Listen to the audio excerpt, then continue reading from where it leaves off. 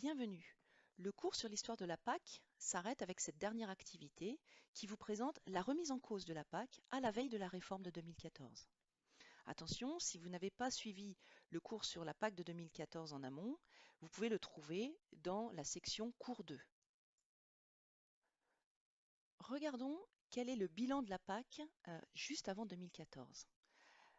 Le premier constat qu'on peut faire, c'est que le système des aides découplées, basé sur des références historiques, est largement remis en cause. Souvenez-vous, dans l'activité sur le découplage, nous vous avons présenté l'application qui en a été faite en France en 2003. Le montant des DPU est calculé à l'époque en fonction des aides touchées sur l'exploitation agricole en moyenne entre 2000 et 2002 et aussi en fonction de la surface de l'exploitation agricole. Or, le montant des aides sur cette période de référence dépendait des aides compensatoires touchées par cette exploitation, qui elles-mêmes avaient été calculées en fonction des prix garantis d'avant 1992, mais aussi des rendements de référence régionaux. Donc un fort soutien à certaines productions, même avant 1992, a eu comme conséquence des aides compensatoires élevées après 92, et donc aussi des montants d'aides sous forme de DPU élevés à partir de 2003.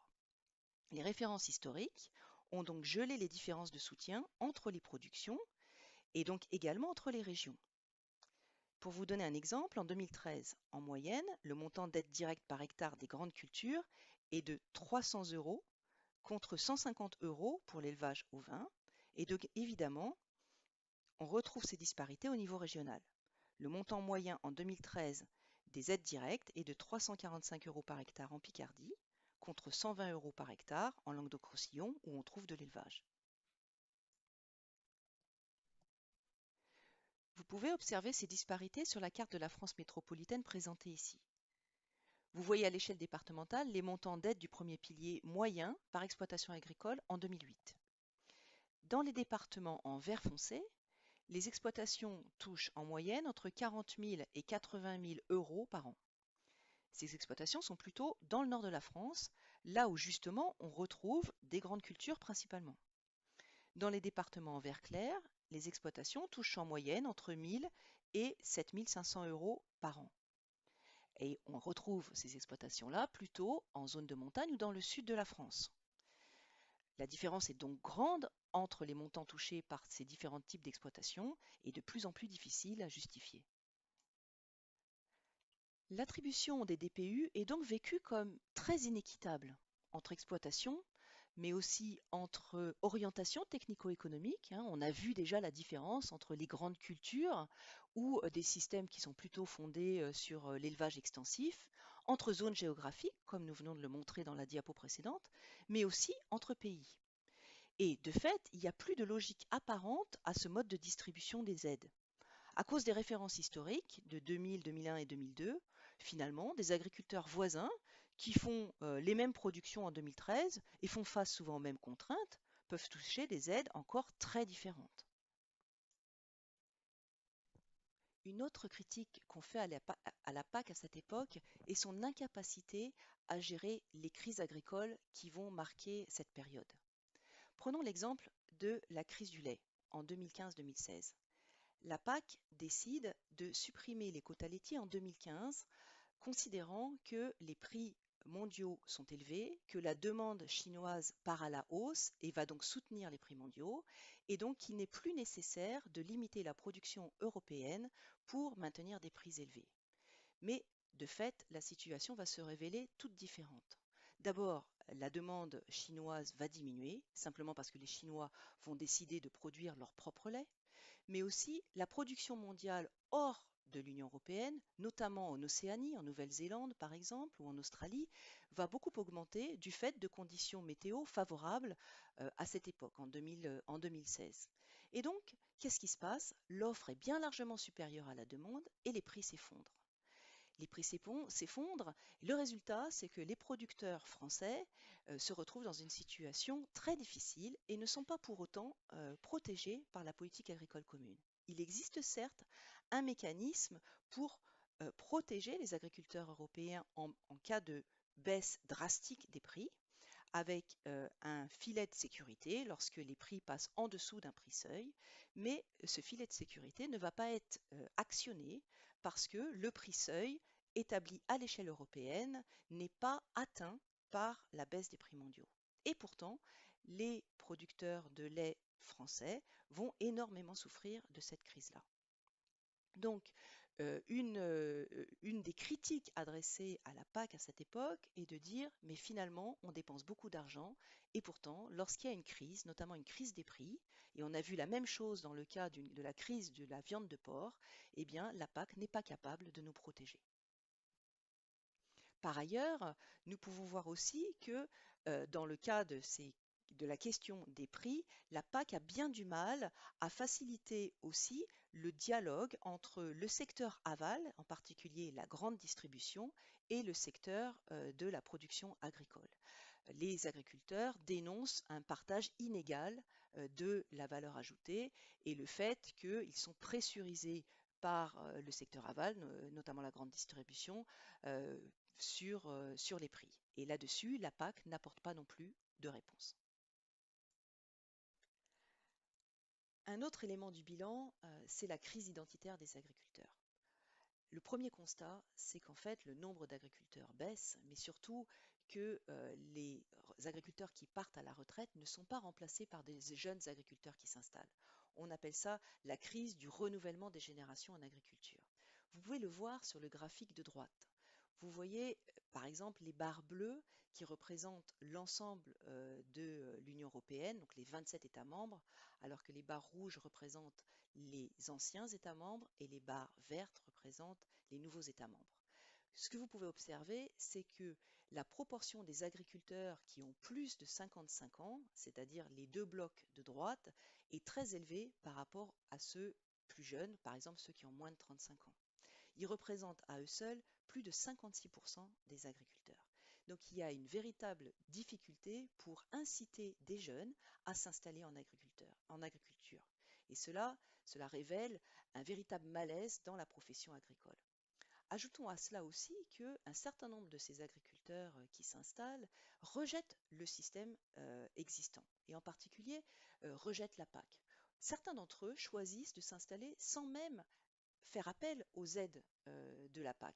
Ils s'installent hors système. On appelle ça les installations non aidées.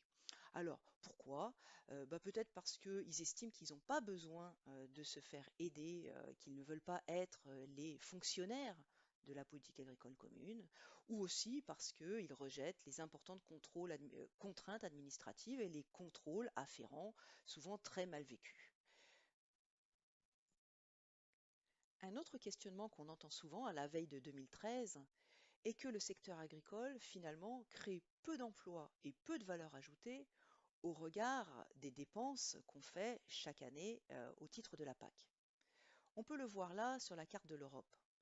On voit que ce sont principalement dans les nouveaux États membres que l'agriculture occupe une place importante dans l'emploi, jusqu'à 20% de l'emploi et parfois plus.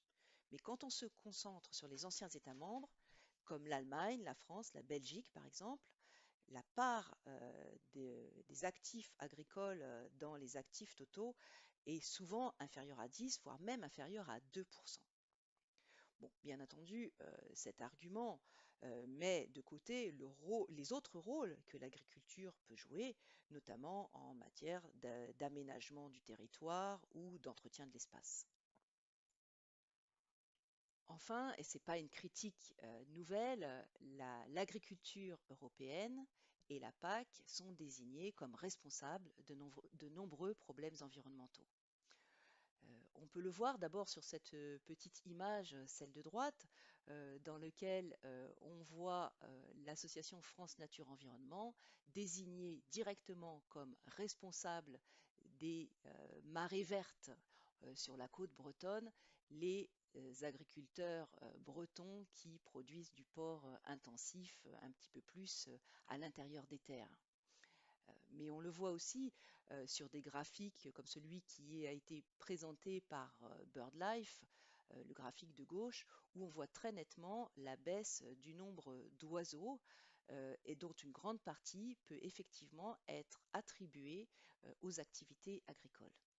Enfin, l'agriculture est aussi responsable d'une grande partie des émissions de gaz à effet de serre françaises et aussi, on le sait depuis longtemps, de la pollution des eaux et des sols. Et donc ce constat environnemental montre aussi la nécessité qu'a la PAC, à la veille de la réforme de 2014, de démontrer qu'elle prend davantage en compte l'environnement pour pouvoir assurer sa légitimité et sa continuité. Enfin, une autre critique concerne l'accession à la souveraineté alimentaire des pays pauvres. Si on revoit d'un point de vue historique cette critique-là, elle a eu son heure de gloire, effectivement, dans les années 80-90. Pourquoi? Avant 1992, le système des restitutions aux exportations, qui vous avait été présenté dans l'activité sur le système des prix garantis, a eu pour conséquence de faire diminuer artificiellement les prix mondiaux et a donc empêché le développement de l'agriculture vivrière dans certains pays du Sud parce que les prix n'étaient pas assez élevés pour leur permettre de vivre de cette agriculture-là, d'autant plus qu'ils faisaient face à la concurrence des produits européens vendus à prix très bas sur leur marché. De plus, à l'époque, l'Europe se protégeait des importations extérieures à tel point qu'on pouvait la qualifier de forteresse Europe. Cependant, il faut modérer un peu les choses. Aujourd'hui, cet impact est beaucoup plus indirect. En effet, les restitutions aux exportations ont très largement diminué. Elles sont même quasiment à zéro aujourd'hui. Et le marché européen est devenu plus accessible, même s'il existe encore des barrières douanières, tarifaires mais aussi non tarifaires. Bon, il faut aussi savoir que l'Union européenne a développé depuis de nombreuses années des accords d'échange préférentiels avec de nombreux pays en développement, notamment avec les pays les moins avancés, avec l'accord tout sauf les armes. Donc, tous les produits sauf les armes peuvent rentrer sur le marché européen à zéro droit de douane pour les pays les plus pauvres de la planète. Mais il reste quand même que l'agriculture européenne et la PAC peuvent avoir des effets assez ambigus sur le développement de l'agriculture dans les pays tiers. Prenons un exemple. Lorsque l'Europe importe massivement du soja du Brésil ou d'ailleurs pour alimenter son élevage intensif et ainsi développer l'exportation de viande bovine, elle induit des effets très négatifs sur l'environnement par la déforestation, par l'éviction de la paysannerie de ces terres-là, par exemple en Amérique latine. En conclusion, à l'aube de la réforme de 2014, la PAC est très critiquée et remise en cause de toutes parts. Pour voir comment, justement, on va établir la réforme de cette PAC et comment on va essayer de répondre à ces critiques, vous pouvez accéder au cours 2. Mais si vous voulez aussi aller plus loin, vous pouvez suivre le cours 4 qui propose des coups de projecteur sur certains aspects plus précis de la PAC. Merci pour votre attention.